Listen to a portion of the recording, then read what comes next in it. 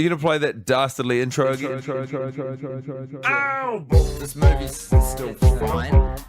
There's a Coley pasta. One of them dies, that guy's Squirrel. One of them's a hottie, his name is Jay. One of them looks like Johnny Depp, and his name is Johnny Depp. Classic Maximum Joseph. You forget that films are supposed to have a point. Great to be in the room. Pleasure to be here. It's Spindly, Timbly, Wimbly. And your boy, Flash. Let's get that door shut, shall we, while you were getting set up and ready and whatnot. Is it okay? Is it cool with you, Guy? No worries from me, big boy. Yes, bro. Just settling in to watch the film we know and love so well. We are your friends for the first time in a week, roughly. Oh, and I'm thrilled to see it. Here's the back of Zac Efron's head, just like it is every single week. I tell you what, this has truly been a tremendous adventure we've been on, and I can't wait to rip into this director's commentary with you all. Oh boy, I'm so excited. We've never quite gotten to the bottom of whether or not the squirrel imagery that's on the headphones and his laptop are foreshadowing to I feel like death. we should really reverse Google image search them, because I think it must be a DJing brand that paid for a little bit of exposure. Yeah, I know, but it's still too coincidental, even with that in mind, to not be a thing. Do you know what I'm saying? Yeah, I know what you're saying. I mean, do you feel that the character name Squirrel could have just been substituted to be Squirrel to kind of confuse you think people? The chicken and the egg. So you think maybe the product placement came first and they named a character after that? Is that what you were saying? Yeah, maybe they specified in the contract that they carved out. They said, we'll take X amount of dollars or whatever you're going to pay us in, Megan Oppenheimer and Maximum Joseph, and we'll also take a character being named after our product. It's so good to be here. We've been through a lot together during the course of this podcast, and this is going to be the last director's commentary we do, and there's a tinge of sadness about it. There's certainly a feeling, I think, that a page is being turned for the last time. And I got to tell you, Tim, it feels good for both of us at the same time to be turning this very heavy page. Would you say that your dick is full of diamonds and your mouth is full of concrete on this turning of the page? May it always be full of diamonds and concrete. Both. I've been mixing my metaphors. I've been putting concrete and diamonds in my mouth and concrete and diamonds in my dick. And I'm due a trip to the hospital. I'll bet you are. Loads of two holes you don't want hard substances in. You said it, man. So, that beanie's pretty cool, eh? We don't talk enough about Johnny Depp's beanie, but it's pretty dope. We don't talk a lot about Johnny Depp, full stop, and Yeah, for that's good true. reason. Well, I feel like we did pretty early on in the season. Did your parents ever teach you, or where do you think you picked up the wisdom, if you don't have anything nice to say, don't say anything at all? Absolutely, my dad. Like, 100%. And do you feel that, through the medium of this podcast, we abide that tenet? Yeah, I guess not. Which just goes to show we didn't listen to our parents too good. Huh? And your parents don't know everything. When did you realize that your parents weren't these sort of computer programmed people who knew right from wrong and were just fallible people like you and I? Yeah, I can't remember the exact incident, but I'd have to have been about 9 years old. That's pretty good. How old do you reckon you were when you figured that one out? I couldn't put a number on it, but I was sort of naturally, embarrassingly, my inclination was to respect authority until later than I would have liked. I would have liked to be like 23, 24? Yeah, roughly. That's when you figured out your parents were fallible? Or just everyone was fallible. I thought everyone else had been getting everything perfect, and I'd been fumbling every opportunity, or not every opportunity, but making mistakes. We're going deep early in this movie, aren't we, Guy? We're here to talk about the film, not your deep-seated insecurities, am I right? You sure are, Tim. You sure are. It's pretty amazing that they... Does that say gig? I've always wondered. We have never figured that out. What is tattoo? Jarhead's got three fingers, from his middle finger to his little finger on his right hand. And it either says jig. And it's that kind of font that you often see in like gangster rap albums from the 90s. Ye olde English text, I think, if you're on a Microsoft Word document. But the other thing I was going to bring up is Squirrel's fringe having the blonde tips. Yeah, like Rogue. Also, it's the same thing with Johnny Depp's facial hair. X-Men. There are a few elements of it which are hit and miss in terms of continuity. It's just crazy that on a, like... I mean, I know this wasn't a fully fledged blockbuster, but it's still a pretty wide-release film that you would let the cast get away with that kind of shit. Because it's just like, what the fuck's going on here? Why is this hair different in this montage that's at the start of the film from later on? Like, I almost feel What like the that some of fuck? that footage they shot there was maybe for use on like a either not promotional material, but even in the pitching stages, Yeah, but a even tonal so, reference piece they well, submitted. then if it's tonal reference, keep the tone when you make the film. If Well, it's here's like that, what's more honest to tone than change. the original idea? What are you talking about? That's my point. If your tonal reference piece has a particular hair color in it, and they go, "Yep, we'll green like that," maybe don't change the hair color. I think you can change the hair color, but I do think that they should make their mind up one way or the other. He's covering it there. That went down the wrong hole. I actually don't mind Jahed's acting. I think he's pretty good. You've been a Jahed enthusiast, yeah, more or less since dot one. I've always found elements of his character traits quite jarring, funnily enough, frustrating. Lol. But do you think he's a bad actor? Nah, he's consistent through the film, and it's I think it's pretty good. I would love to figure out where this was shot and go to this diner. I think that Paige, he's quite a well-known actor. I think whoever plays Paige acts the pants off this film and kind of makes it difficult for anyone else to keep up with him throughout it. I'll say that. Bold. Well, at first, You're totally right. when we did the podcast, I was like, this is the best character in the movie. And then Yeah. it's like, maybe it's not a coincidence that the best character is also the best actor. Yeah, well, a lot of people contacted us when we kind of got into about the 20th watch when they were like, okay, so we've looked up this movie you guys are watching, and that guy's very famous and a very well-known good actor. So, like, know your shit. And I still haven't bothered to learn either his back catalogue of films or his name. So apologies for that. I've seen him in a few films. I think he was in The Accountant, which we saw together. That was so funny. We went to LA and Guy and I were like, you know what? We'll go see a film, just take our minds off the podcast for a bit. We're doing a bit of podcast business here. Everything's getting a bit full on. We'll go and take a break. Go and see a movie. And who's the fucking co-star but Paige Harrell? Yeah. It was nuts. He was We had going no by idea. a different name then. And we did have no idea because we didn't know his name because we didn't do our research. And the guy on the poster was Ben Affleck. I've always thought that the music-making elements that are shown in this film, like him dragging an audio file that says techno, Yeah, that's have been the fucking sample. like they're pretty bad, huh? Absolutely. I mean, just use Fruity Loops or something. They'd probably give you the right to use that for free, just for promo. But to drag a file Something. called techno Yeah. across 2 inches like you're It's using insane. GarageBand.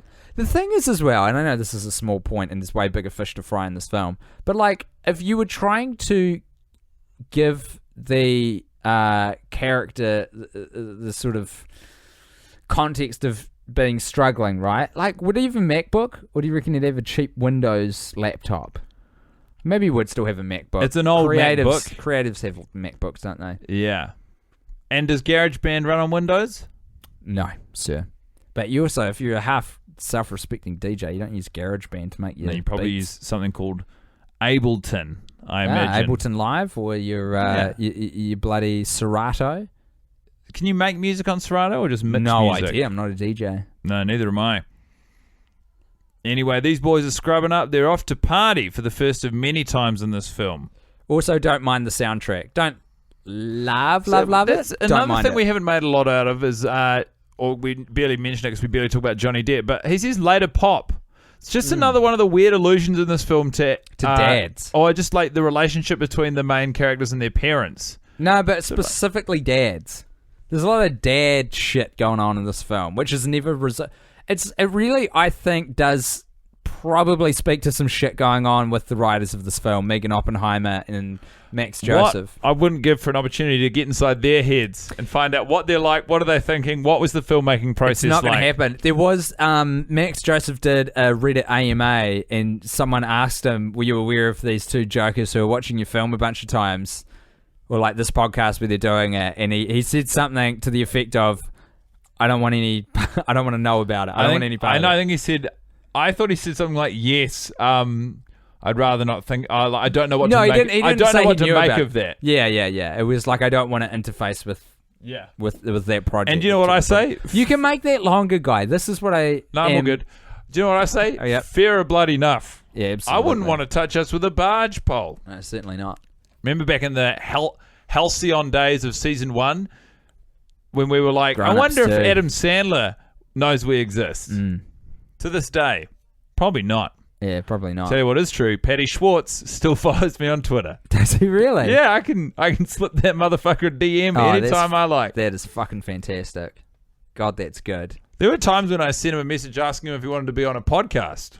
Do you know probably the coolest thing that has ever happened from my frame of reference is the fact that like global superstar Lin-Manuel Miranda did a performance of Hamilton. Paddy Schwartz went to it, and he freaked out when Patrick Schwarzenegger came backstage because he knew about him from our podcast.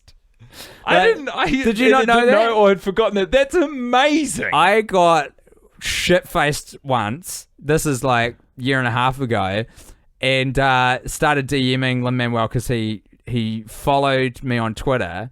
And I was like, fuck it. One day this guy's going to unfollow me, and it'll be like that time when it'll be like that girl that got away, you know, that you didn't make your move and you forever regret it, which is another part of my psyche. You were rat-faced and at the like tip of his ascendancy. I was like, dude, you're the dude. I can't remember exactly what I said, but I was just like, tremendous. And you are tremendous. And we engaged in a little back and forward for a few messages, and he told me that. And I was like, boy, howdy. I could die tomorrow. Happy man. That is incredible. From the horse's mouth. Mm. And that's not I to could say show you the exchange. Lin-Manuel Miranda is a horse, everybody. He's very much a human. We want to correct that rumor that's been flying around the all the people internet. who insist that he's a horse, has a horse ever written a smash hit on Broadway before? Yeah, Cats.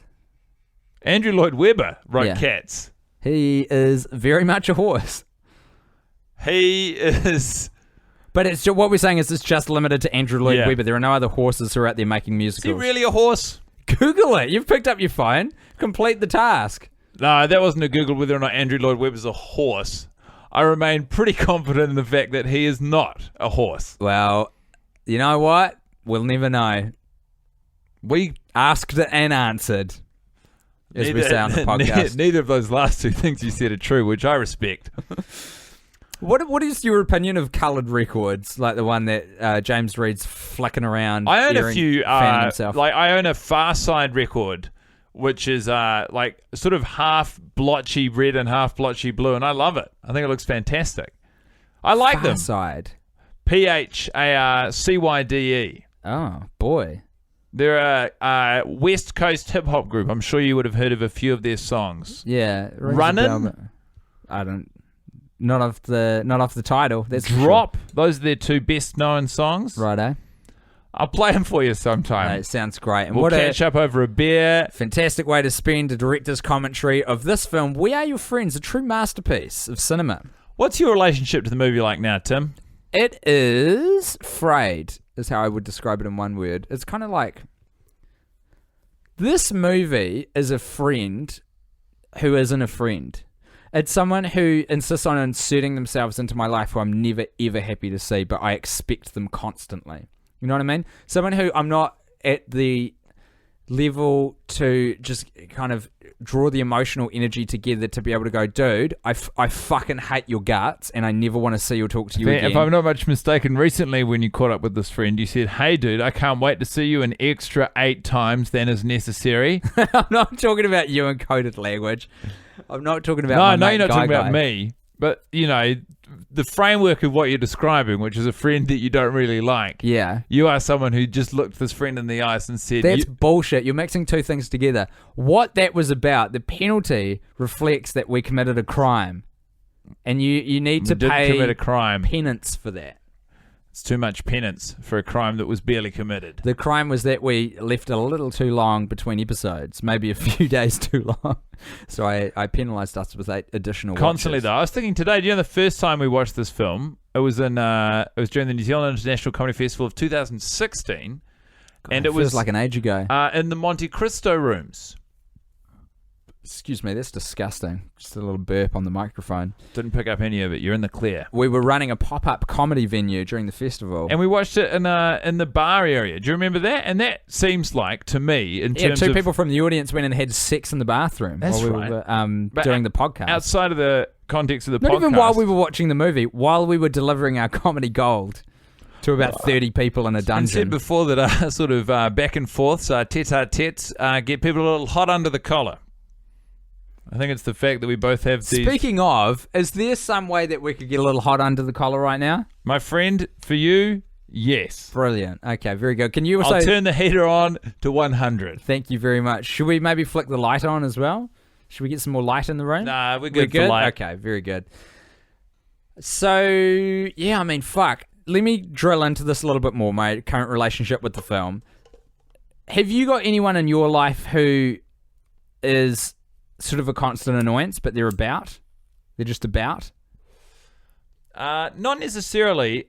There are people in your life who, naturally colleagues or whoever, who you A mild well, it's not annoyance. Even, yeah. You get along with it. You know, you get along with everyone because life's easier that way. But Totally. as a general rule, if I had a relationship with someone in the real world like I do with this movie, We Are Your Friends, I would do everything I could to get that person out of my life. Tell me about it. Tell me about it. So that's this film. Is like... It's a friend I you haven't know- built up the courage to tell to Well, go they're not away a friend. yet. They're not... Realistically, it's not a friend. It's just a fucking... It's a person, isn't it? Who just thinks... You know, it's an unbalanced relationship. This movie keeps running around to my place going, oh, let's hang out again. I'm like, oh, for fuck's sake. How much is enough? Never enough. Well, according to me, you're right. Exactly. I like this scene every time. Squirrel is making love to Sarah from the club, who seems to be quite a sexually confident and, I'll say it, very attractive woman. And when they're having sex, in reference to the fact his nickname is Squirrel, she says, where are those nuts, Squirrel? Because squirrels hoard nuts in the winter. Or do they hoard them year-round? If anyone knows anything about this, surely it will be my friend who is well-versed in both bears and squirrels, Mr. Timbat. Well, they say squirrels are the bears of the miniature world.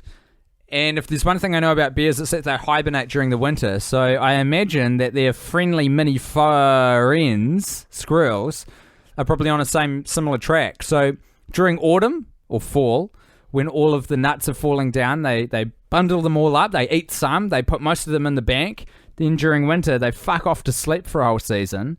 And then when summer comes, they're just chowing down on a little, fruit Sounds basket. right. For bears, basket. for bears to hibernate, they don't sort of store food, do they? They eat it and store it in their bodies. They don't store it in the pantry or anything. That's right. Bears don't have a pantry, but squirrels do. There's probably something about like the scale of everything, like squirrels don't have enough mass to be able to put it away to sleep it. Do you know what I'm saying? Well, like yeah. it works on a bigger beast, but with a squirrel, its frame is too small to store that much fat to be able to. Surely. Do you know Bears are known for their hibernation bellies. is fucking madness, huh? Yeah. A bear goes away for months? Are you telling me? That is fucking lunacy. My understanding is that they wake up occasionally, so it's not just a straight coma for 3 months. But they're spending 90% of their time asleep for a whole season. That is amazing. Do you think that when they must, surely their joints and their muscles would go crazy if they didn't? Do you think that they wake up that 10% of the time they're sort of doing stretching? I reckon they probably are. I Yeah. mean, it's what we do now, and we only sleep for about a third of the time that we're about, third of the day. So that's about quite a right. lot. 8 hours out of 24. Cumulatively, for your entire life experience, to be asleep for a third of it seems like too much to miss. Especially because The other two my thirds, understanding is that we still don't really know what sleep's all about. A lot of theories out there, but no one's so sure. My theory, we want to get closer to the bears. really. Yeah, want to become closer. And do you think that allies to that's them. propaganda that's been planted by the bears, or do you think that's an idea that's naturally taken seed amongst humans? I think it's biology. There's no propaganda in biology, man. It's nature. It's the indisputable truth. Have you ever heard of a company called Big Biology? Look it up on Google, Tim. Tell me about it. Tell me about big biology. Pretty much, it is a propaganda PR firm hired by the head of biology globally, Dr. Frank Lubinitz. Famous, of course, for Lubinitz's theory of sleep. Yeah, in which he says, sleep more to be like the bears, with very direct diagrams. Yeah, weird dude. Strange how he got that position to be in charge of all of biology across the world. It's weird how all the previous head biologists were maimed and killed by bears, hey? It's very strange. Very mysterious. Back to this film that we just happened to be watching. I mean, what can you say? I really wound up for a big bit of commentary on what was happening, and I love that chair. I've always nothing loved in that. the tank. Yeah, there's a chair There's that's in the beautiful sort of foreground. 70s or maybe even earlier style chair in the foreground. That's one of those a chairs. weekly highlight. It's one of those chairs that you would see in a furniture store, and you're like, "Fuck, that looks like a good chair," and it's got a price tag on it. It's $4,500 for the one chair, and you're like, "Who is buying this shit?" James Reed from the Feelers. Oh, man. I've really got very little to say about this movie. It's something that I've spent so much time in the company of that I am numb to Do you even remember Grown Ups 2, its dude? highs and lows. Yeah, I can put the pieces together. I'm getting flashbacks right now when I look into the distance. Mostly of Shaq stopping a full tyre with David Spade inside of it with his dick. It's so funny. That's a funny gag. Like, you can see how when they said that gag out I loud. don't think that was intentional at all, because he juts out his gut like it's going to stop on his stomach, which makes sense if he's a big man. It's kind of almost a fat joke, but it's just bad CGI that they kind of missed the proportions or whatever. Nah, It just goes to show how tall Shaq is. A normal tyre would hit even a tall man in the gut, but Shaq's so tall it hits him in the dick because he's too a tall. normal tyre would not hit a regular-sized man in the gut. It'd hit them even higher if you think of it. Like say a 6 foot dude. Where would it hit you? No, lower. Think of how high a car maybe is. you're- Like, it hit your yeah. knees. Oh yeah, you're right. Wait, so how does it? Because it's like a tractor tyre. Where does the tire come off of? It's Oh, just they're just a lying random around tyre, the isn't it? mechanics. Yeah, these guys have got no respect. No respect. Would you rather spend time with the grown-ups or the fuckboys? Ooh, top question. IRL? You mean like if the characters were real, who would I rather hang out with? Yeah. Fuck, that is a good question, dude. Are we throwing the gals in there or nah? No, just the fellas. Because if we're throwing the gals in there, it would definitely be the gals. I reckon that'd be a lot of fun to hang out with for an afternoon. Oh, sorry, I thought you meant that is entirely my error. Oh. You mean the Sex and the City gals? Yeah, which gals did you think I was talking about? I was thinking of all the female partner. Oh yeah, no, we had a second season, dude. Yeah, we had a whole 52 weeks of Yeah. Sex and the City 2. Yeah, we did. Tell you what, I have been trying to bury that memory pretty fucking deep. So, okay, who is it for you? Okay, my ranking. I'm gonna go first. The gals. Yeah. Then I reckon probably Sandler and the crew, Yeah. because or Lenny, Lenny Fader, and the boys. Fader and the Fade Outs. Lemonsoff, Mackenzie, Higgins, good on you, boo. That was a weird bro. But that's my order. What's yours? I think I'd go with the grown-ups. This might just be because it's in the order I've spent the most time with them, but I'd go the grown-ups, then the gals, then the fuckboys. Would you put the fellas ahead of the gals? The grown-ups fellas? Yeah. These guys aren't fellas, they're fuckboys. Yeah, I think I would put but, they're all as bad as each other, actually, aren't they? Incorrect. I mean, the thing with Sex and the City 2 is the setting and story and length were terrible. Oh, okay. We're doing another picture. But the characters are like, I would hang out with them. I mean, they've got a whole canon of TV show, which was pretty great to draw That's on. true. For us to know that they're three-dimensional and deep and conflicted and interesting and funny and That's very true. But with I was not including the TV show as canon.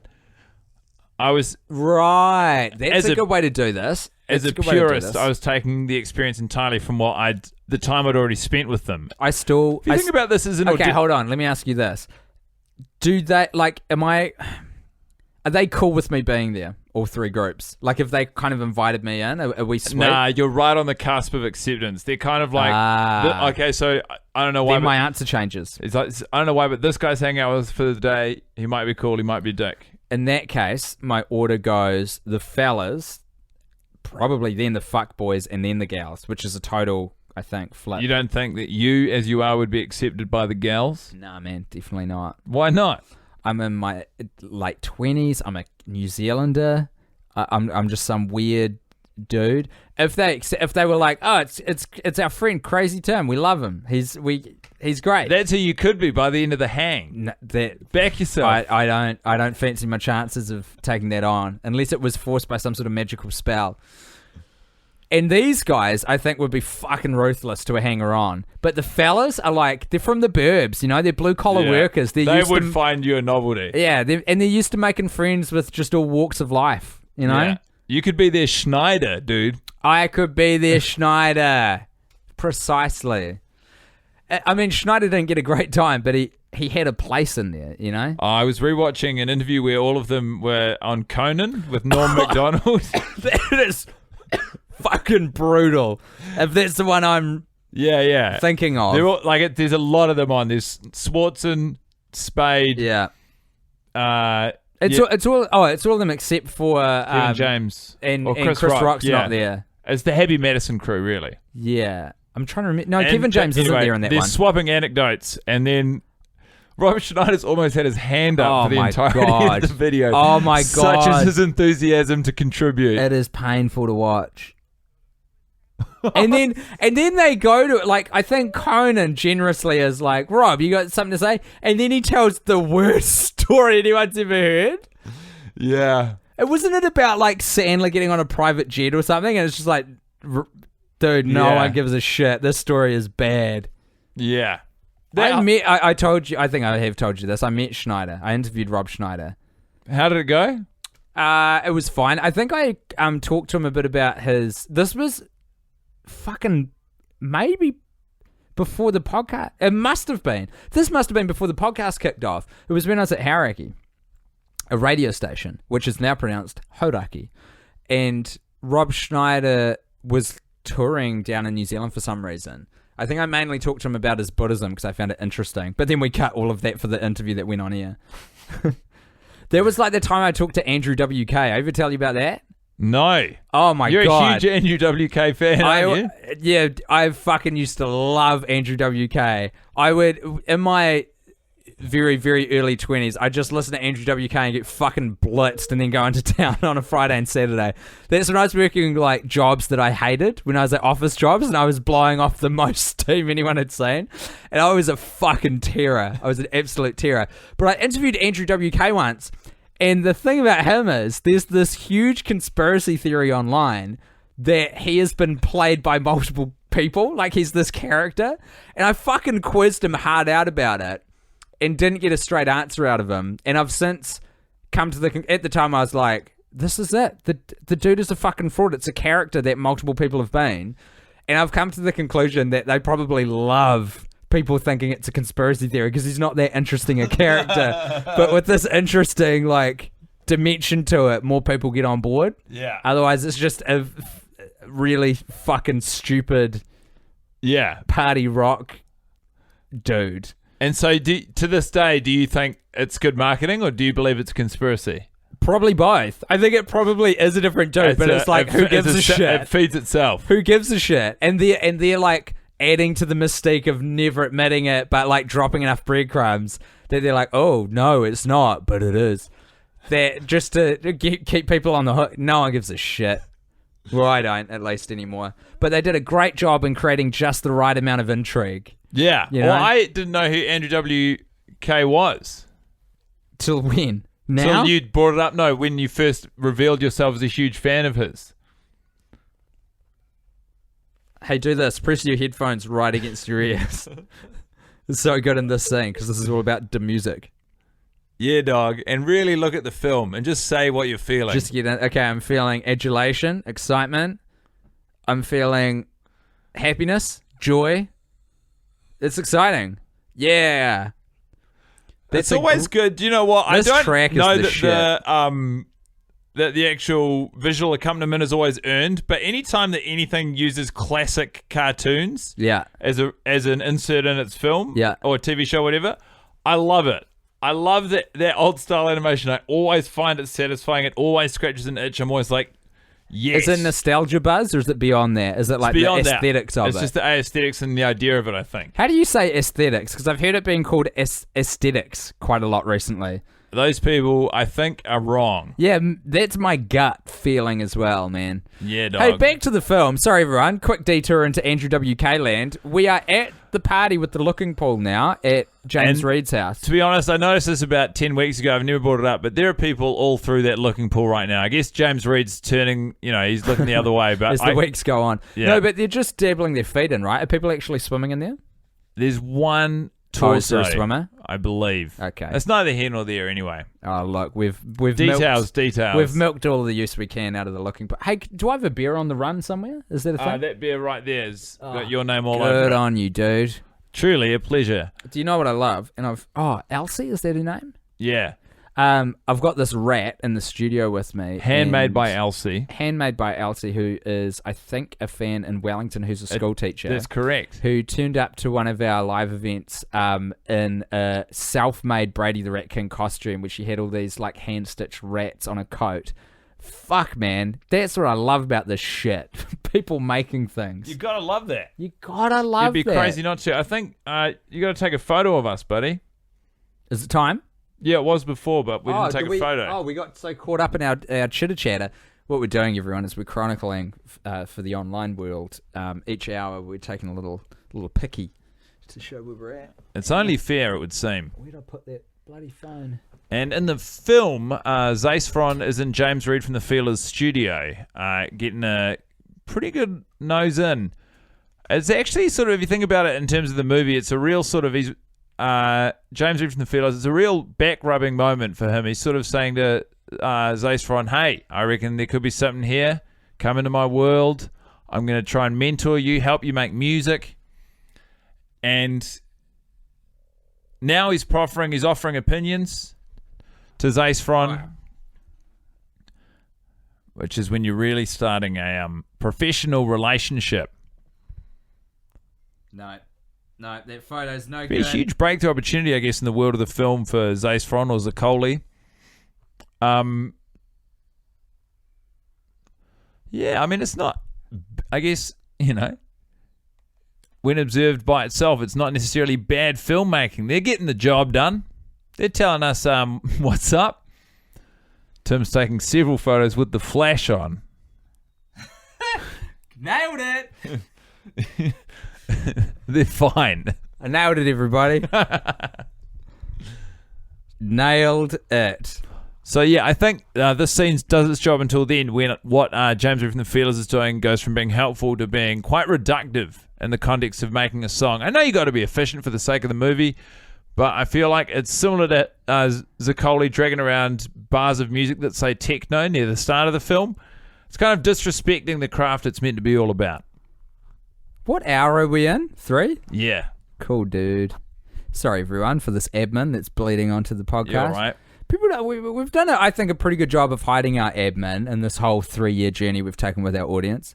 More or less. Apart from when it goes horribly wrong and we must discuss it at length. It's true. Com.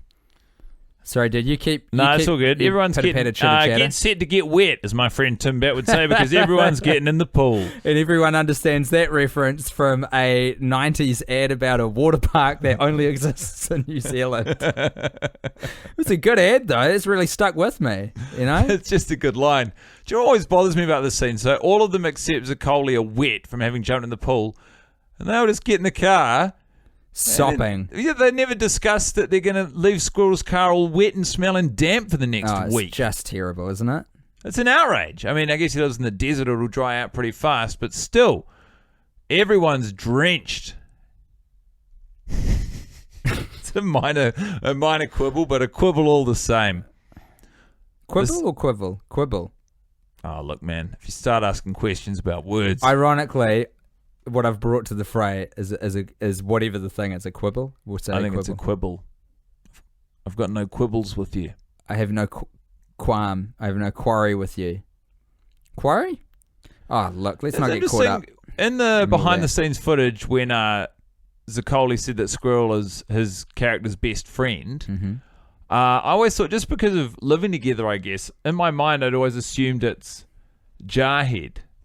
Do you know what I mean? I was assuming that of the group, those two had the closest relationship. Yeah. I mean, It's interesting because it's like you've formed an opinion of this over the length of times you've been watching, but you must have known from the first watch that was in. Do you know what I'm saying? Yeah, exactly. That was proven wrong. But I've maintained it. And then that scene that we just see where Squirrel and Zaccoli share a joint down on the water and talk about their feelings or whatever the fuck Megan Oppenheimer and Maximum Joseph were trying to communicate at that point. What were those assholes smoking when they made this? Man, I would love a word with them. If only there was some way we could get in touch. I But tell you what. Hey, I think flick that light on, mate. It's probably at that time of the hour. That Oh, God, is- that is a harsh light, isn't it? But huge change it in is. tone. Are you not into it? Nah, it's okay. I'll survive. Okay. So look, Somali, what to say about her, you know? What's she doing at the moment? Do you follow her online at all or anything like that? No, sadly not. That time it was for 50 minutes, not an hour. What are you up to? We were 10 minutes late posting this one. Good on you. Good math. Yeah, I'm fast. You sure I'm are. a fast runner. And a good guy.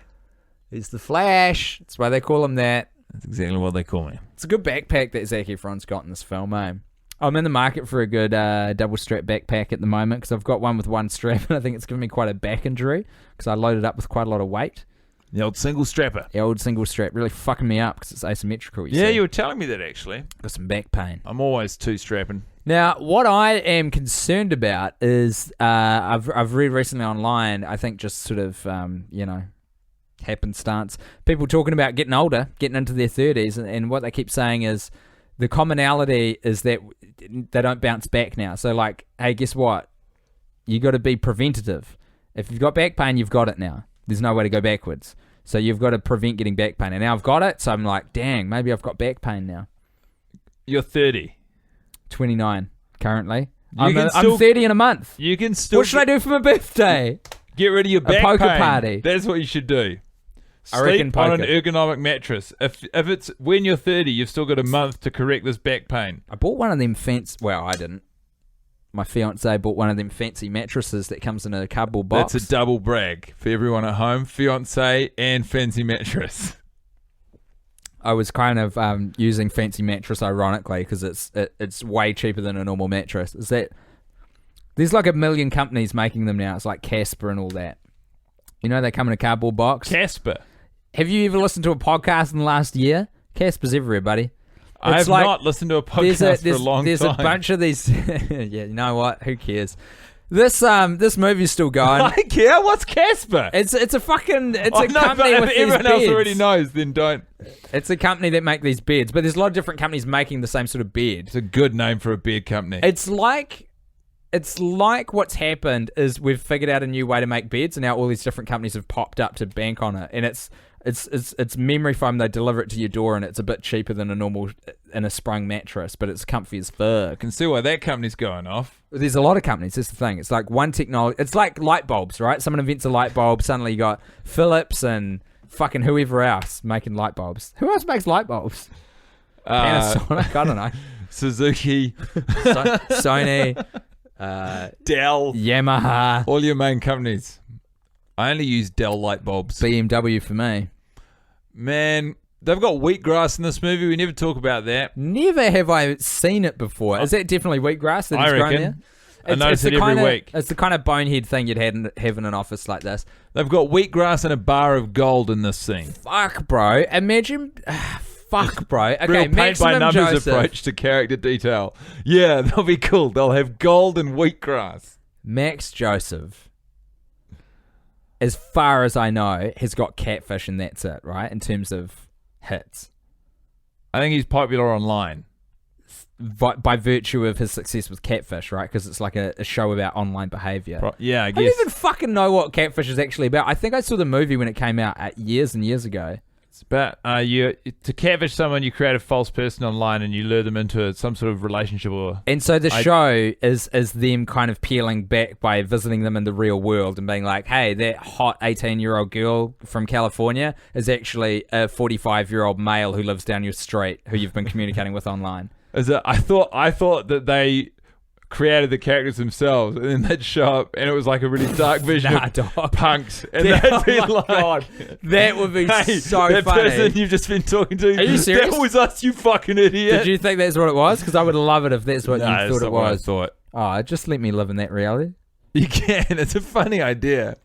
The irony It's is, so ruthless. I want you to catfish me by letting me be strung along with a fantasy of what you think catfish Man, is. this is Maximum Joseph's world. We're all just living in it.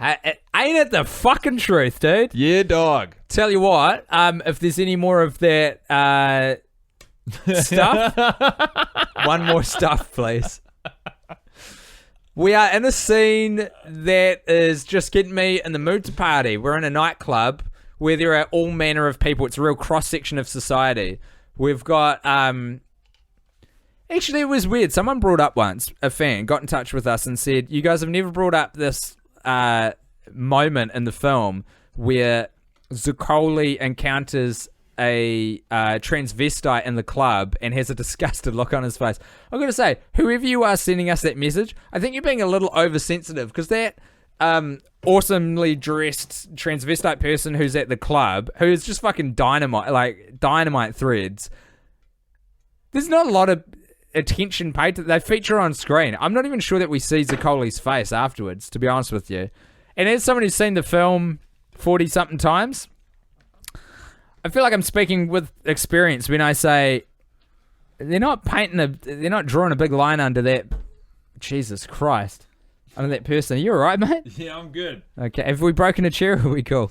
Hey, I tell you what, I like though, to think we're cool. these chairs, I got these 2 chairs and that really comfy couch for $50.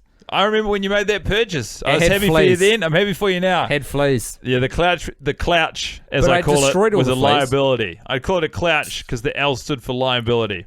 All the fleas are gone now because I bombed the fuck out of them. Man, wanna do the it's same a with the shame ants that's the only way to kill fleas. Just bomb them. Yeah. It's called a flea bomb. Yes, it is. This guy knows it. Fuck. That's always been the worst anecdote. Hey, fuck you, The James water Reed from the fountains. Feelers. Yeah.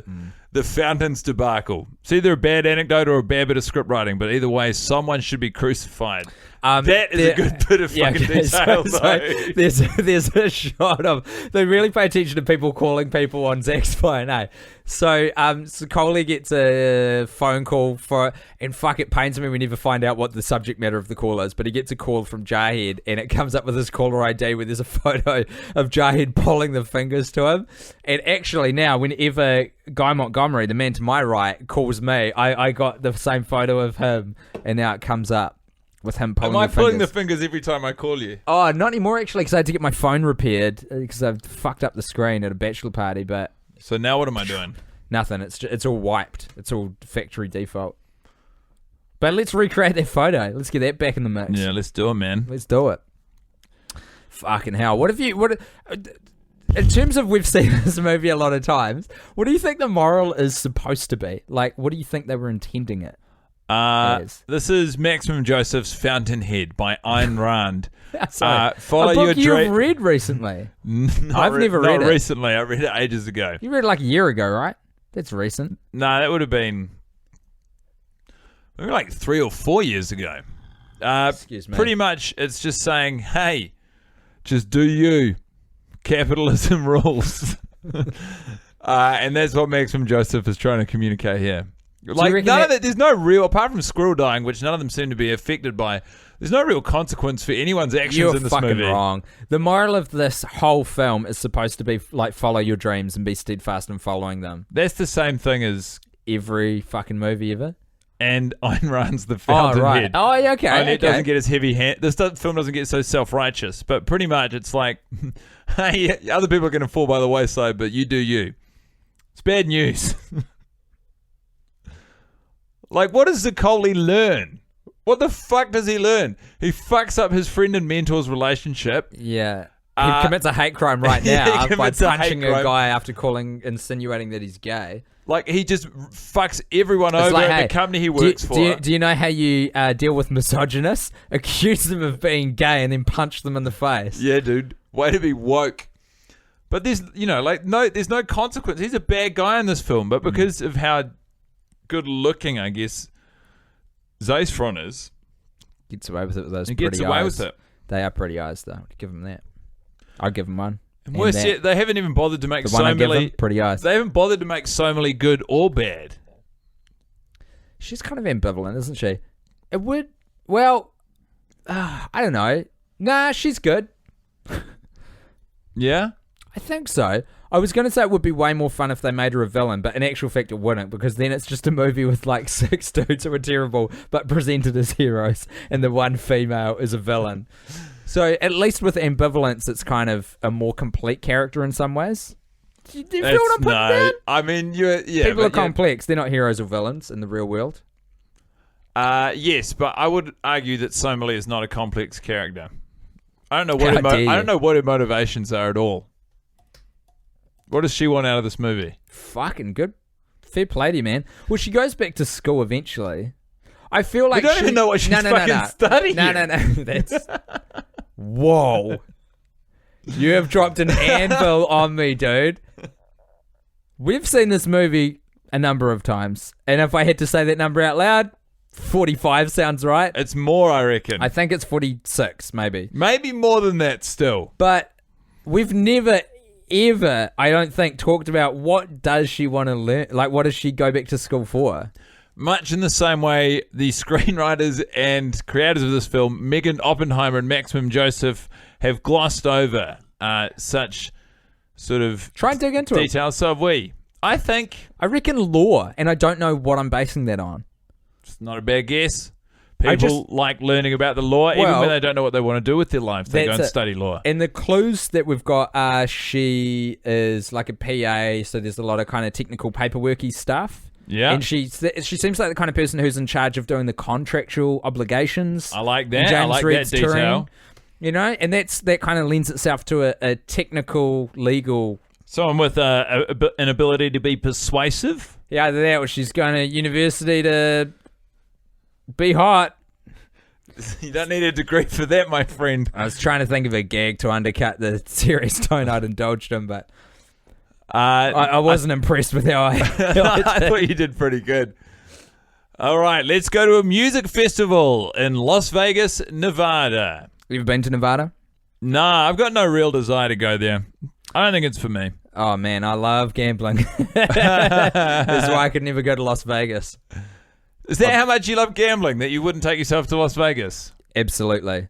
Though, my brother's been to Las Vegas and he said it's fucking fun, just in terms of like an entertainment destination, because there's so many shows and stuff on. Yeah.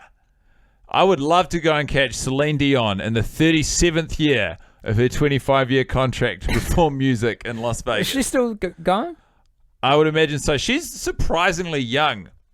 Celine Dion? Yeah, well, Is she? yeah, because of Do how... you know Cher's mum is still alive? Yeah, you told me that the other day. It shocked me to my core, because I think I started following Cher on Twitter after she tweeted something real funny about Donald Trump. I was like, this is the what do they call it? The medium is the message. Like, this is funny because it's coming from Cher. The message itself isn't inherently funny, but the fact that it's coming from Cher is hilarious to me. So then I started following her, and it turns out her dear old mum, who's in her mid-90s, still going. Tremendous. Ain't that something? Anyway, sorry, I think you were saying something pertinent. Nah, I highly doubt that. I have quite often found this scene passable at worst. I think that they do you a like pretty this? good job. Well, they're just so good looking. And the notion of these two good looking people being on drugs Yes. and getting excited that they're going to hook up with each other, you know, they represent it pretty accurately. You can see them right now getting boners, respectively, kissing on the mouth. It's a good kiss. Powerful kiss. It's a good passionate kiss. And now they're about to go and run around, I which don't- is what everyone does. I don't like the headbandy thing, eh? Oh, it's No, neither that's here right. nor there, man. I don't like that he's wearing a singlet that says LA on it when he's in Las Vegas. I find it infuriating. I don't like his necklace. It's kind of a cool typeface, though. What else is going on here? Oh, look, we got billboards. We got LED lights. We got a big old Ferris wheel lit up at night. We've got what the fuck is this thing? It's like a monorail? No, like an it indoor looks like monorail a thing? gondola, or not Yeah. a Ferris wheel sort of gondola, like the London But Eye. it What's looks- that? A big Ferris wheel. Oh, is that... Fuck, in my head... You're totally right, man. That's a Ferris wheel you're on.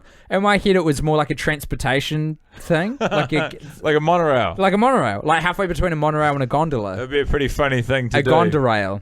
hey, we're really high on drugs in Las Vegas. Let's go get on the monorail. Fuck yeah. In homage to the Simpsons yeah. episode, written by Conan O'Brien and starring Phil Hartman, R.I.P. Yeah, long may he R.I.P. Okay. I don't know if that... Long may he not be reanimated into this mortal coil. Yeah, stop reanimating people from the dead. It's crazy stuff. I'm looking at you, whoever brought back Walt Disney. God damn. So I know, we're really up against it here. we're doing some dancing is what we're doing now. This The is Christmas tree thing we never got to the bottom of, huh? There's two of for them. both of these characters to suggest that they have financial problems and then to rent the most expensive hotel room that has a grand piano in the corner has always been confusing to me. It just feels inconsistent in the story. Like, commit to the details. They're in the honeymoon suite for sure, eh? Or maybe it's just a fancy hotel. And do they have sex You know right the now? old saying. Riddle me this, Tim. You know the old At saying, what point guy. do you Hold think on. that they're having sex? This is more important. All right, fair enough. Okay, I'm looking for it. He's still wearing actually- his jeans as it's far as we know. That's He's the never moment. taken his jeans off. You have to be showing everything. You don't. You just are have the to see him reason take his jeans Guy off. Montgomery, everyone listening. I'm not even As far talking as to him I know, anymore. he's still sleeping in his jeans right now. I'm not even talking to him anymore. I'm talking to you, listener. Guy Montgomery is the reason bad movies get made. But we have to be led along the garden path, hand in hand, showing every single thing on that film. is wrong. Every single conclusion wrapped up for us neatly because we can't do the goddamn mental arithmetic ourselves. What to get maths from is point there A to B. do? They're in fucking bed together. She's digging her nails They're into on his bed back. together. He was shirtless the whole time. He was wearing his jeans the whole time as well. Well, then let me get an old one out of the closet and dust it off, Guy Montgomery, because you are a real piece of shit. Yeah, I sure am. But you got to do something to pass the time. Well, ain't that the truth? There's one thing this podcast has taught me. The sands of time, they will keep falling no matter what's happening around you. Doesn't matter if you're watching a film or if you're not. Time is the constant. Time is in all of us. Mm. Letting the days go by. What song is that? I don't know. It's something about the Talking Heads. It's a Oh, good yeah, I song. know the song. Yeah. Yeah, you like it. That's their, biggest song, isn't it? Might be. Could be. Should be. And it was used in their campaign for a shortly lived New Zealand TV series, I think based on two people being in purgatory, maybe? How did a project about two people being purgatory think get I over made the that- line? I Yeah, think you I gotta made have that made up. that up. I think I made That's that crazy talk to me. up. Oh, boy. Do you wear the dressing gown when you're in the hotel room? I don't. No? I can tell you that from recent experience. I was in Portland, Oregon a couple of weeks, like a week and a half ago, something like that. Great hotel room there. Yeah? I was at the Hotel Deluxe. All tell you right. that for free. Shout out to those guys. They upgraded my room because no one's there at the moment. I was fucking stoked. Hey, man, we're really up against it, so... And there was a lovely looking. I just other people have worn it. You know, I'm not. I don't need that. I never think about that. I think about how cool Oh, do you put it on? Yeah, I walk around in it. Are you a dude? Are you a dressing gown dude? Not in the house. Oh, you leave to. Wait, what's your vibe? Where are you coming from? I only wear dressing gowns in hotel rooms. If they have a dressing gown, you better believe I'll be wearing it. Gotcha. I'll be walking around, role-playing. What kind of roleplay, dude? Yeah, close the deal. We'll sell it for $1 million. Oh, I love it. Do you have a big old cigar in your mouth and a very old Motorola that's got a flip out and an antenna you need to pluck and raise up from the phone? I have a very, very large cigar in my mouth, and I carry a rotary telephone. You get me those photos of Spider-Man on my desk by the morning. Exactly that. That's the guy. That's you. Yeah. That's what I'm like in hotels. On the street, pretty regular, respectable guy. Do you reckon that Peter Parker, Spider-Man, and Clark Kent, Superman, would ever get together because they're both journalists in the print field, which is a dying medium now? I think the idea of them being at the same media conference or gathering of the press at the same time, I think that is highly likely. Whether or not they ran into each other, I don't know. Not for me to say. One's Marvel and one's DC. That's the problem. So it's hard to get those Very cats difficult together. to get them in the same room. But it's not unheard of. There's Marvel DC crossovers, especially in the video game world. But more to the point, I've got a new question for you.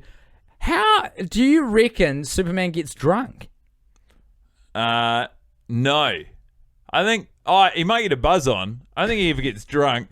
I think he could put away like an infinite amount of human beers. Like 1,000 beers and he'd be a And tippled. and he'd be like, tippled he'd be man. having a good time.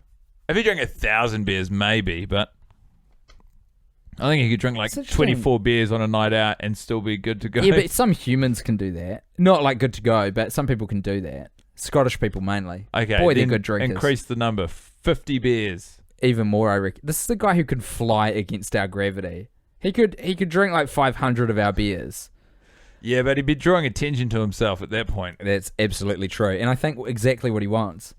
Wouldn't it be good if you're a superhero spending all your time, doing unfun stuff, to just like go to a bar and pound piss and impress everyone with your piss drinking abilities? Can I have 500 beers, please? Does everyone want to gather around and watch me drink them? Because I would do it. And then I'll melt all the bottles with my laser vision, which I also possess. You plebs. I'm going to kill all of you with a punch. You are about 4 plot details away from getting a contract to write the new Superman flick. Oh, I've just described the plot of that one that Will Smith was in. Hancock. Yeah, exactly. I can't even remember if I saw it. He's going to be the genie in Aladdin. Yeah, I heard. That's cool, man. Do you reckon Will Smith's had work done? Because I've been seeing him recently and I'm like, your face. Man. Your face. I haven't seen anything with Will Smith involved in it for ages. Yeah, very cool. What about a Suicide Squad? Didn't see it. Fair enough. Not for me.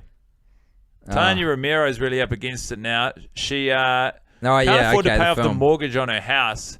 And now Zace is about to discover that the company he's working for, Gold Star Realty Solutions, should actually be called Gold Star Realty. Fuck you. We're about to destroy your life. Because that would be a more accurate representation of what the company does. You can't always put your name on the tin like that. It doesn't always work. No, it's marketing 101. Yep. But his reaction to this is not to do anything apart from feel bad until he puts the money in his shoebox. Is that not wrong? What are you talking about? His reaction to this, the fact that the company he works for is not a good company, it's not really, it's not anything. It's just like, oh, well. No, he feels terrible. Look at him. His ass darting all around the room, and he says, yeah, Paige, surely we can do something. Oh, fuck. How do I not know the script of this film by now? Because we can't interface. But that was always true. It was true of the other two, and I got pretty fucking confident with Grown Ups too, to the point where we put a script together that vaguely resembled the finished product. But this movie right here, this film, too hard. You see there the are chandelier? certain details you remember. I think if we really put I reckon if we really put our minds to it, we could put together like more or less What the an sequence amazing of events. What an amazing use of our talents, eh?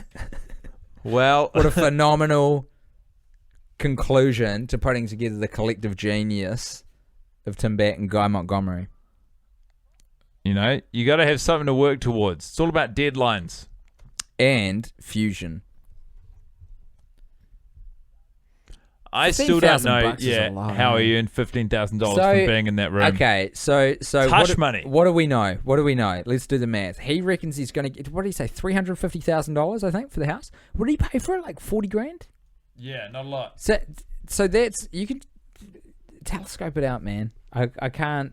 I'm At the good to bottom, go. at the Dude, bottom, it'll dude. go longer. Let the ground do the work for you, guy. Okay, Dude. let me explain something. Dude, I'm good to go. Guy's microphone is on a stick.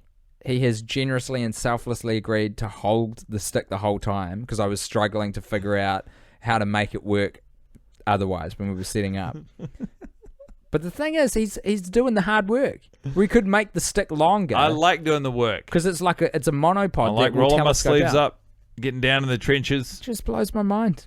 Hey, We've man. been here for hours just watching this film. We've only been here for as long as the movie's been going, which is barely 45 minutes at this Well, let's pretend that that's true for a second. That's still a long time to hold a stick to your mouth. point. Hey, it's been on the ground for a while. Life's all about balance. Ain't Who it, do John? you like the best in this movie? The backpack. I told you. You like the backpack. Fuck yes. It's good looking. It's functional. It's helping. Can't say that for a lot of the characters in this movie. Which backpack? Zac Efron's. When did you tell me that?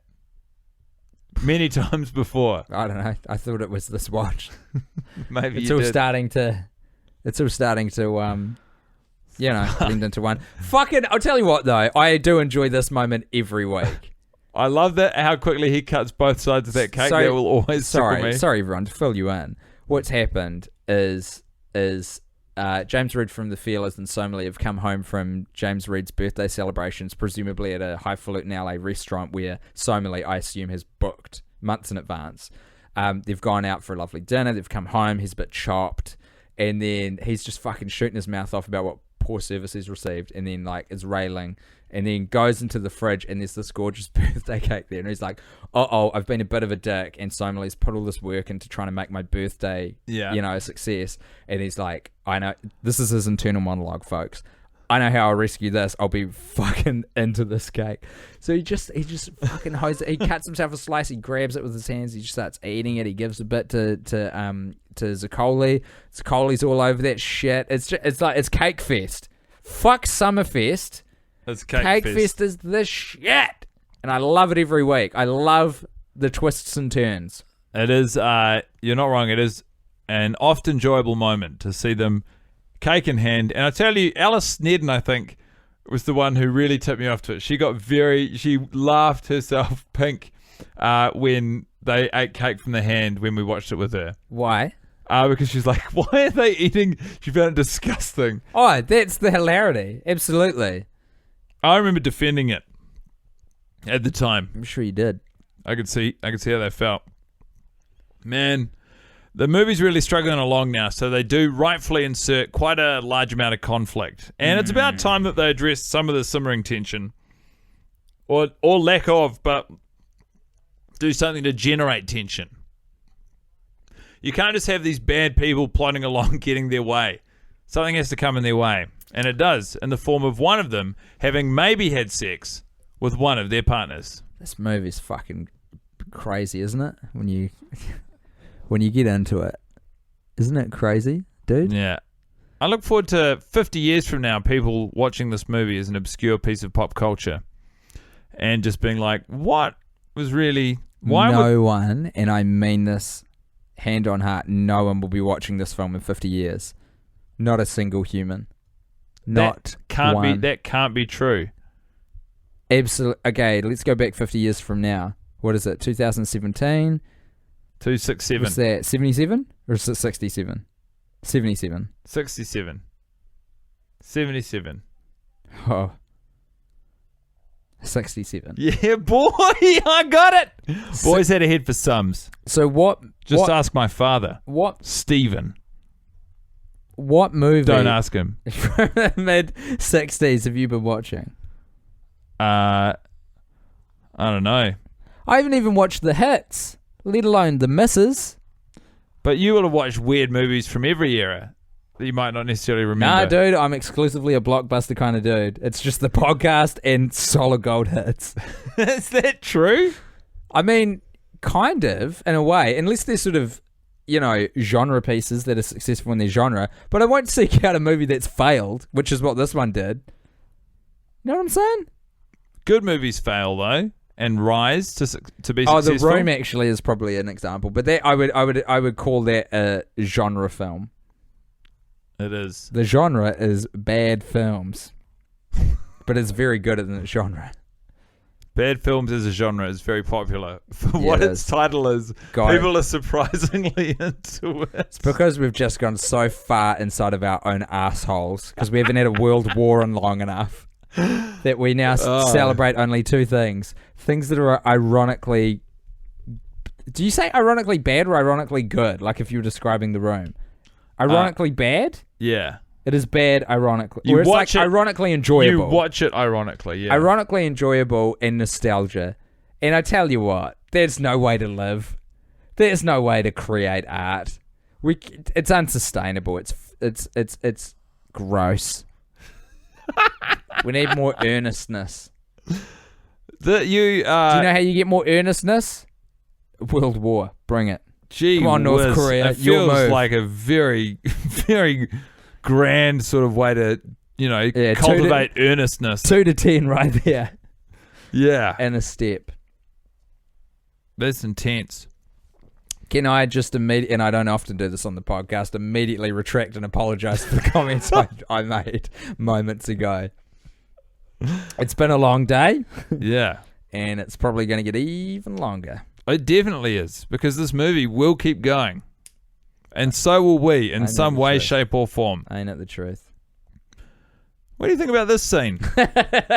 Well, here's what I think, Guy. They're in a sushi bar, all 4 of them. 2 of them get up to pursue a romantic interest on a whim, and it doesn't go anywhere. And I always want to meet the girls that they're chasing. I want to see how the interaction goes down. I'm so interested by what possibility the film has opened, and they never fucking deliver on it. Instead, we get this half-baked pseudo-philosophical chat from a fucking burnout DJ who's just been punched up by his former mentor that he had sex with the girlfriend of, and screw Maybe. it, a barely fleshed out character who we found out went to university from a fucking behind-the-scenes press junket interview with an entertainment channel.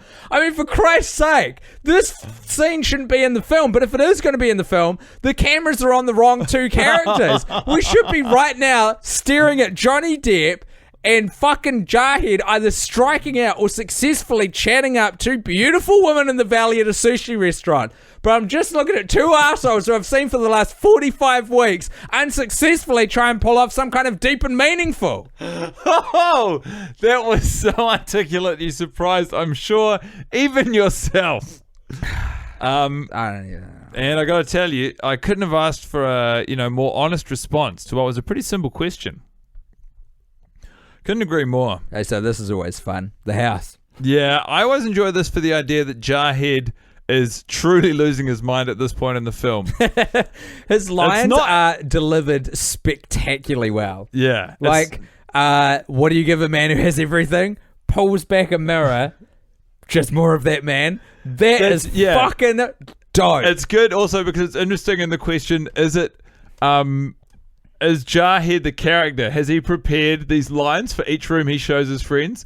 Or is he improvising He's the flowing. lines at he the is moment? in flow. As a performance artist, that man is in flow right now. He isn't even aware of what he's doing. It's too genius. So he doesn't. What are the other things he just walks into a room, bangs on some of the drywall and goes, Cole, this could be your studio.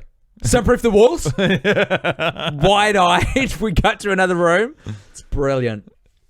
And this party's fun as well. It does drag me along just by virtue of someone else's hard work, which is the people who put together this track. Yeah. They're riding on the coattails. It's a pretty common trope that they use in the movie We Are Your Friends. It's like, oh, we need people. Play We a need banging hot track. we need the film audience to film something. I know. We'll cash in on the hard work of a different artist.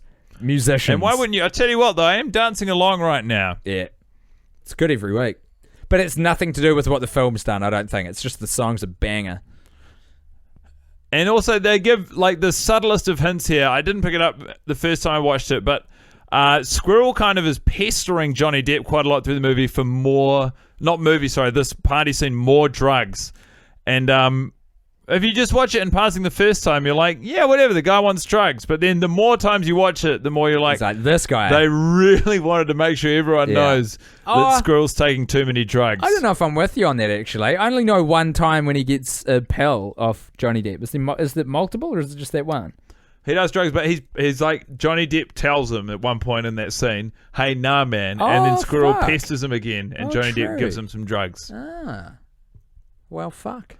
It will always be funny to me they sing Santeria by Sublime, and it will also always be funny to me that there are people on the left-hand side of the screen Oh, man. still I at the party. I finally saw them. I think that might be the first time I've seen them. You've told me about it a number of times. And it's a man and a woman. Yeah. How about that? A real success for gender diversity in the film. The 2 people on the other side of them, a man and a woman. And a barbecue now. Love that. I wish we had seen them barbecuing. Yeah, I don't know that they use the barbecue. I think it's more of just a party We prop. never see it. It is a party Art prop. department were like, we'll put a barbecue in there. And then Maximum Joseph and Megan Oppenheimer would have been like, but we haven't seen them barbecuing. And the art department would have been like, yeah, but we already spent the money on the barbecue. It's like, do we need to have the same conversation? Just because we don't see the penis going to the vagina doesn't mean they haven't had sex. If we see a barbecue, the insinuation is they have grilled, okay?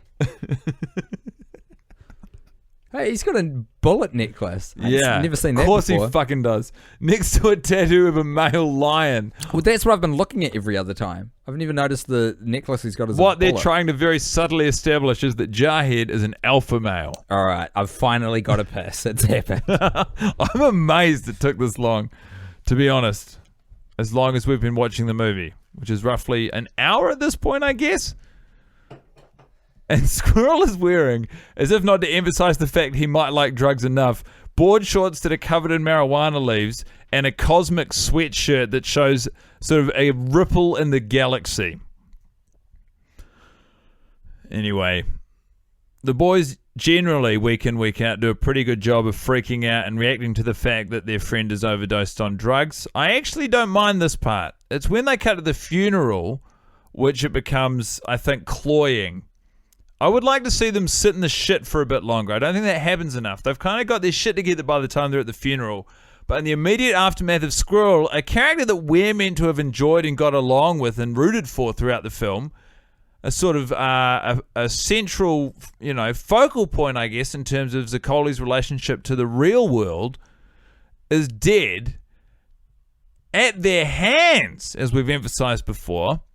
And they just go to the funeral and get on with it. It's not enough. But hey, what would I know about making a movie? Not much. Oh, I'll tell you the funny thing about this room. The funny thing about this room is that there's no air circulation and it doesn't smell as good as outside smells. That's for sure. Outside generally doesn't smell. Oh, it depends what outside you're dealing with. If you're at the farm, it sure as hell does. Outside Tell here, you that, though, mate. Fair dinkum. Bloody cows and sheep everywhere. you're one of the least rural people I know. I know, and it pains me. Oh, that's not my beer. Where is it? What's that? Another different. Where did I put my beer? Oh fuck! There it is. Hold on. Get it together, Timbo. Christ. Jesus on a popsicle stick. I've got to say, Okay. the fact that Paige does send a text there, obviously it serves the character well, but that's a bad guy move. You got to do more than a text. He's one of your. He's a former employee. Like, you should know him personally. Employer. Oh, sorry. The guy who Yeah, died yeah. is. Yeah, I got you. You don't just text one of the other guys. What is the appropriate way to deal with, close friends of someone you employed dying, who you also employ?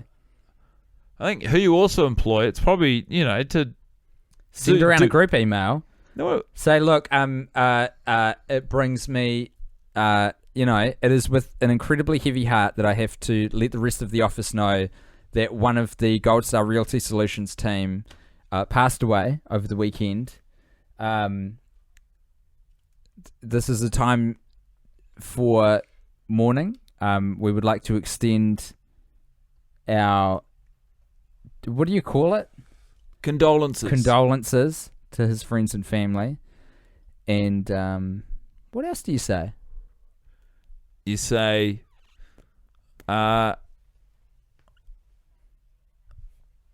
you just say, look, I'm really sorry this happened. You go to the funeral. You don't just send a text to one of your other employees being like, hey, I'm sorry that person died. That's just not what you do. And also, fuck these guys. I don't even care that they're fighting. You should be fighting. You're both baddies. If you have two, I don't know, baddies would get along. So my goodies should get along, right? Wait, what? Well, the They're idea one of goodie, it- one baddie. well, like if there are two baddies, in my head I'm like, of course two baddies wouldn't get along because they're baddies, so they wouldn't like each other. But then I was like, but if they're both baddies, they could be baddies in the same way, and therefore they would get along in the same way. Two goodies would Two goodies will get along. not always. A goodie and a baddie won't get along. But wait a minute. What two goodies don't get along? It's just possible. Oh, Captain America and Iron Man. Do they not get along? No, that's the whole plot of Civil War. Yeah. Well, you got to put something in your movie. But it's reductive of me to think that all baddies get along. Of course they don't all get along. They've all got their individual agendas. Often that's what makes them a baddie in the first place, you know? Their individualism. Which makes it so interesting that we laud capitalism so much. What I like in comic books is when the baddie starts off with good intentions. It's always the best, isn't it? I'm always like, oh, you got me again. I can't even think of a good example of that. You got me again with the twists and turns. Apparently in The Watchmen, the baddie in that is like, you know, sort of good intentions gone awry. I don't know. It's all... Magneto... We don't need to get into this. Look, the film's still going. Where we are right now... Here's something I'd like to say. Yes. Aside from the detail. Hold on. Let me paint a picture before you get into that. We're at a point in the film where Zac Efron has cheated on James Reed's girlfriend, gotten the shit kicked out of him by James Reed, and is now returned to James Reed's pad to apologise to him while James Reed wears a heavy knit. And also confessed that his friend Squirrel has died. Yes. So he's sort of looking for guidance beyond professional, but sort of just like support in some place. Yeah, you were going to say something. What I've always wanted to know is the name of the song that plays in this scene, because it's not in the OST. Is it not? No. It's not on the track. It's not playing right track now, listed anywhere. No, it is. It's kind of like it is. Real quietly, it is still playing. It's quite somber. It's almost Nick Cavey, but Yeah. it's slightly more upbeat. Or you know, just less morose. That line's always shat me. Where they always serve fair trade organic. It's lazy writing. Yeah, it really is. They haven't even done anything with the thing. They've just said a thing. That is a line that juts out, and you're like, that's a real. We'll punch it up later one, eh? Yeah. Fucking hell, man! You Just can working really at notice those. a vegan cafe where they all only serve fair trade organic. There's huge problems. Stuff missing all over. There is, because Tell us what. Okay, let's do it. Let's dig into this. So, what's the line of dialogue? She's at a. She's living in North Hollywood. Is that even a real place? She's at a cafe that only serves fair trade vegan organic. cafe that only She's serves. at a vegan cafe that only serves fair trade organic. Now, first of all, you've given me a number of adjectives on what they serve, but not the noun. And people in real life don't fucking talk like that, do they? Nah, man. Maybe it's because we're not in America. Maybe that is how they talk in California. Well, it doesn't sound very Cala fun to me. I'll be having Cala no fun if that's the way everyone speaks in California. Which in my experience it isn't. It's not a Maladu, that is a Maladota. Correct, Amundo. One thing that they do provide Zaccoli with pretty steadily throughout this film is a good supply of weed. And they don't suggest whether or not it serves him well or badly. I mean, in the sense that nothing goes wrong for him really in the movie, I guess it serves him well. But they're sort of always plying him with that. With weed? Yeah, in his dark moments, I think he's always turning to weed. It's because it's in California, man. They want to cash in on that cool. They want to get money from the big weed lobby. No, they just want they want the film to appear cool, so people will go and see it. And how do you do that? By something slightly naughty, but kind of legal now, which is weed in California. We got to bring back that dog ain't gonna hunt. I've been trying to find a way to shoehorn it in for the last 45 seconds, and it just hasn't happened for me. But it was a great saying. Well, okay, and we got to bring it back. To watch this movie with the idea that chemistry will eventually surface between Zaisfron and Somali, let me tell you this, Tim, that dog ain't gonna hunt.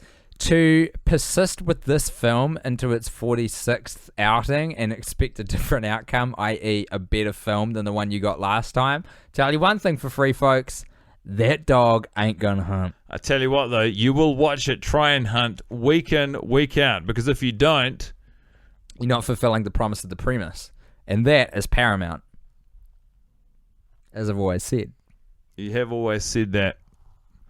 Fuck, man. Who runs with those big, chunky headphones? Fucking no one. It destroys the suspended Also, disbelief. who puts their, like, if you're wearing these sort of lightweight shorts and you put your phone in your pocket, it's going to bounce around. It's going to be a real freaking nightmare. Hold it in your hand. Yeah, absolutely. I don't care about the aesthetics of the film. I want to see a true-to-life representation of what it's like to go for a run with a phone and headphones. And I got to tell you, having chunky-ass fucking earmuffs hanging around your neck while you run around in the heat, that ain't accurate. You got little earbuds in. If your phone dies, you pull them out, you wrap it up, you hold it in your hand.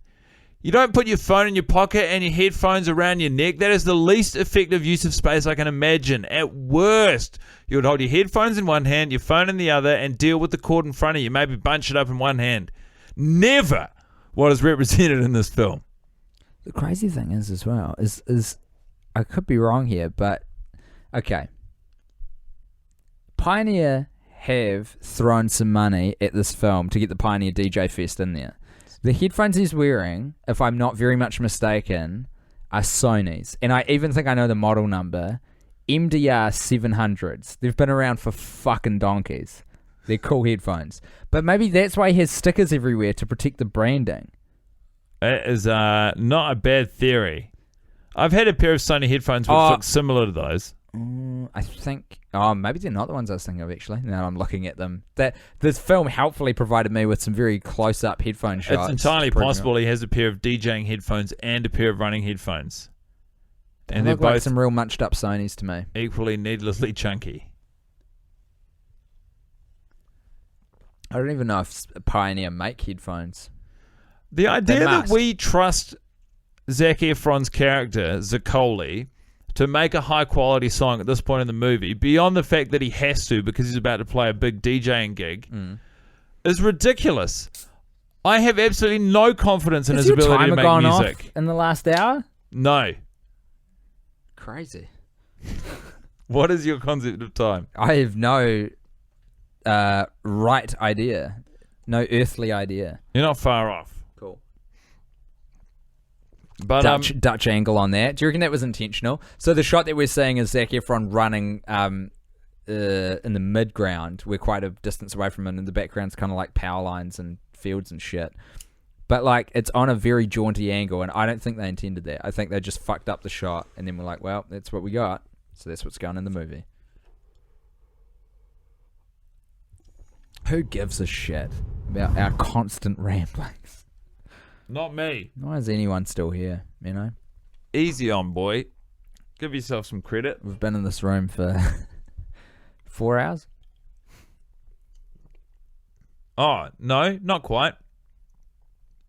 3 hours? I don't know. 1.5 hours? How long's this movie? I think about 1.5 hours. I think this is hour 4 that we're heading up to. You okay? You sick at the thought of it? Intensely. That's okay. Look, at this point in the movie, you're meant to be excited for the opportunity. But to be excited for the opportunity, you have to care about it. And I don't know if I've re-emphasized this point enough throughout this watch of the movie, but that's something that's very difficult to do at this point in time. Also, at these moments in the movie when Zaccoli's meant to act overwhelmed by meeting people, extras, or cameo appearances or whatever. They're definitely cameos, and we just are not cool enough to know who these people are. But what I really like is the idea that everyone's more likely to be like, holy shit, that's Zac Efron. But that's acting for you. People pretending to have different feelings from what they have in real life. Do you reckon Wes Bentley would make a good Wolverine? Certainly a relative of Wolverine. Sabretooth? Is that a real character? Who is related to Wolverine? Yeah, depends. In the way that, yeah. A saber-toothed tiger and a wolf are from the same genus or something. You got it. You got it, boy. Are all people related? Yeah, dude. You just got to go far enough back. Hey, man, that's beautiful stuff. Dude, preach it, man. That's the truth, baby. Hey, man. Hey, come on, baby. I like this character. Look me in the eyes. Vaguely jazz man. I fucking love you, brother. All right. No worries, dude. All right. I'm open to you. I'm open for you. Oh no, not 24/7. I've met this dude. Walk through the door. Come on in. Have a look around. I've met this gentleman before. Make yourself at home. Uh-oh. Do you understand what I'm saying? Put your head on the coat, and then put your coat on the hook, and then take off the rest of your clothes. I want to see you naked. Exactly right. 10 times out of 10. I want to see your stuff jangling around. Do I make myself clear? Perfectly. Yeah, crystal. It doesn't mean I'm going to do it. It just means that I comprehend what you're saying. Old crystal nuts. P.S. Crystal nuts. That's a good name for a stripper or something, isn't it? Yeah, that's my stripper name. Crystal nuts. And in the red corner, my stripper / boxing name. That's my stripper character. It's a boxer. I'm not allowed. Frustratingly, it's a very specialized talent that I'm not allowed to practice anywhere. Hypothetically, do you know what would be tough? The thought of having to watch this movie a third time in a row after this. Hypothetically, which of course we won't do, but that is a crazy idea to me. You know, and I would like to articulate to you more clearly the problem with my very specialized style of stripping. Is that this light is harsh.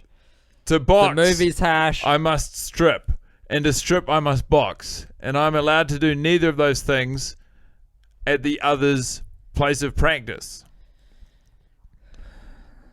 My true passion cannot be satisfied. It's so weird you bring that up because I just this morning was on YouTube. Ever heard of it? It's a website. No, I haven't. And what happens on YouTube? Well, there was a video they put together of all Adam West's moments on Family Guy because he passed away last month, I think. And one of them was there's like a skit where Mayor West, the mayor of Quahog, Mayor West, that made the cut. That one made the cut. He comes. There's some confused. He comes back. He's talking to Peter or Lois or something. He's like, something about that dry cleaner's not open right now, and Peter or whoever says there's no dry cleaners. It's a dance club. And he says, oh, that explains a lot. And then it cuts to him and his dry cleaners just fucking like rocking out. And then the phone goes. He goes, I love this song. Such a simple gag, but it's really well executed. Man. His voice was really tremendous, huh? Yeah. Like, I kind of didn't realize, but you watch all those Family Guy clips, you're like, Adam West had an amazing timbre. Yeah. Like, God, what a cool Unlike any other voice. Really cool. So cool. I can't believe the hubris. I don't think there's anything cooler than a cool voice. Don't you think? I fucking love a cool voice. Who else do you think has a cool voice? So, like, a lot of old British, like Jeremy Irons and Tim Curry, those dudes, like, oh my God, unbeatable. Classic voices. Even to an extent, like your Rowan Atkinsons and I think John Cleese's. You like those voices. I like the Brits. And fair cop to you, as the Brits would say. We're coming to the conclusion of the movie, and I feel like I should be happier than what I am. It's okay. This is a director's commentary, after all, and we're veered wildly off course. No, I think we did our job. I'd like to say this. I still cannot believe that Zac Efron's character, Cole Carter, would think that him playing a recording of his friend, who just passed away, of a pretty banal conversation, and obviously he feels the gravity of it because he knows that his friend recently passed away, but the audience have no context for this. He's just playing them snippets of his shit fucking chat with his mates. Not wrong. And the idea that everyone's going off. It's bullshit, man. It's unbelievable. Hey, I'll tell you one thing, though. I forgot he had a last name, and in light of the fact that it's Cole Carter, do you reckon that's a reference to The Nanny? Because there was that character, Cece Babcock. Yeah, I reckon Maximum Joseph and Megan Oppenheimer were definitely tipping their hats towards... To Fran Dresser. Yeah. And whoever that British guy was. And Niles. Whoever that also British guy was? Or was he American? Something's ringing, and I don't know what, because I thought I turned everything to flight mode. It doesn't matter, though, because we can't... Oh, is that your thing? Yeah, it's the timer, baby. I got it! You did good, kid. Thanks, buddy. All right. Well, we're just documenting the journey, folks, because we're at the end again. This is the end. That's not the track. My only friend, the end. All right, Zach, we get it. A lot of Doors making... The Doors making some big, bold appearances at Tim and Guy's podcast Emporium this week. I watched that Dustin Hoffman movie, Mr. Megorium's Wonder Emporium. Didn't mind it. Good on you. I like Dustin Hoffman. I like his energy. I'd like to get a meal with him sometime.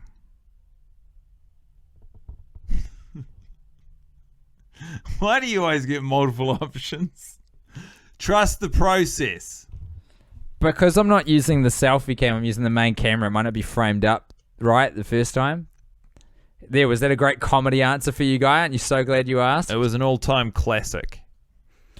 Honestly, though, that flash has blinded me and I can barely see what I'm doing on my phone. It's intense. Someone to love. They have no, apart from their physical chemistry shown when they're at the music festival in Las Vegas, these guys have nothing to suggest that this relationship will go the distance. Someone to love. This song is a fucking banger, eh? This one's a good track. I could be someone. I gotta say, and that's the title that's come up. It says, "We Are Your Friends." It says, directed by Max Joseph. Unconvincing display from Max Joseph, Megan Oppenheimer, et al. This week. That's all you, baby. That image. This has been a real journey. This director's commentary has been anything but a director's commentary, and I am almost apologetic for that, but not.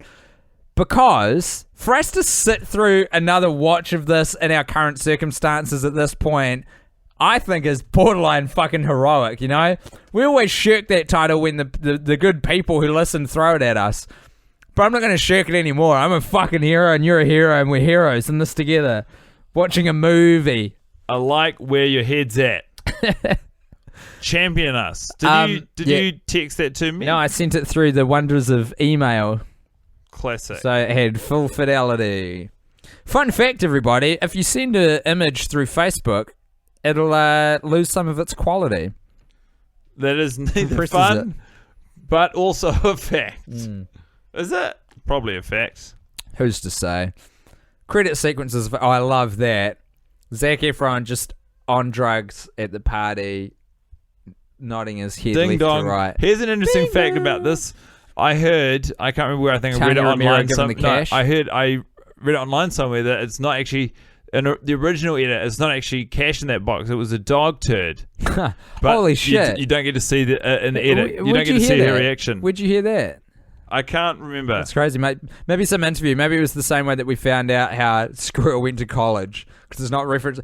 I know that we've probably picked over the bones of that a little bit before, but the necessity for you to watch the bones of it. The necessity for you to watch junket interviews to understand the plot of a movie is in some ways quite avant-garde and almost not the head, but no, of our time. It's a credit to driving people to online. You know, Yeah. that's what the people It's want. like, if you want to see the movie, see it. If you want to get the movie, watch all of the associated materials we've put out. There is a website. There is a Twitter account. There's an Instagram. There are several interviews with the E! channel where we drop very essential plot points for you to understand are like the movie through. jigsaw puzzles. I didn't get an email from you for what it's worth. Oh, boy. I'm sorry about that. That's okay. I don't want you to have to worry drag about this it. onto the bloody potty. That's not what we want at all. We It's want okay. all of our admin to be done invisibly. Oh my goodness. Oh man. I gotta tell you this. I'm gonna take a wheeze. Oh, well, now we're in awkward zone, aren't we? Oh, actually, I'll wait for you to do me your do job, this. then I'll do my job. Let me And get the then we image can over both to you. be free of the burden of watching this movie. I know. I'm sorry. Oh, I don't know the words and I'm mic'd up. It's the most embarrassing circumstances. It's about as bad as anything can go. Absolutely. Oh, I tell you what, now that I've got my email open, there is so many emails from people wanting to get in touch with us. Isn't that charming? Very much so. Hold on. It says I'm not online. That'll do it. Guys got to piss, everybody. Really, we need to sort this out. No, it's okay. It's not an urgent matter at all. It's urgent to me, baby. We got a good credits roll going on at the moment. A lot of names Do you want me to up do there. some shout outs, Tim? That'd be good. Hey, I got to say to Alex in the Kitchen Incorporated, I heard some horror stories about what happened on set, but shout out to you guys for doing your best with what you had. And that's all anyone can do in this world. To the transportation captain / coordinator, Jared Robbins, man, you got to learn about Google Maps because I got to tell you, going analog was a real fucking hindrance to the entire production process. I mean, I respect the idea that you know your way around the state, but Frankly, just before you go to exit your bladder, just give me a confirmation that the technology's holding out. man, I got an email from my friend Tim Beck. That's great. Okay, that's tremendous. You go sort that out. So, everybody, you're back in the capable hands of one Timbley Spindly Wimbley. Hey, I love this. Remixed and additional production by Tiger and Woods. That's funny. That's on one of the tracks, which is called Need Your Lovin'. It's the Tiger and Woods remix. Hey, shut that door. Moths get in. It's nighttime now. It's just me yelling at Guy, everybody. You don't need to be too concerned about that. A lot of tracks being used in this film, and I do understand that this was a pretty low budget movie. I think it was less than $10 million. And fucking Shutterstock is actually shouted out in the bit called archival footage provided by, and Getty Images. Oh my god, this is a stock footage film. I thought that director and writer's commentary was just a goof, but it turns out it fucking wasn't. Anyway, my point is, I've forgotten what the point was. It's gone. But I'll tell you one thing for free. We're doing the movie again. This movie's still fine. There's a collie pasta. One of them dies, that goes screw. One of them's a hottie, his name is Jay. One of them looks like Johnny Depp, and his name is Johnny Depp. Classic Maximum Joseph. You forget that films are supposed to have a point.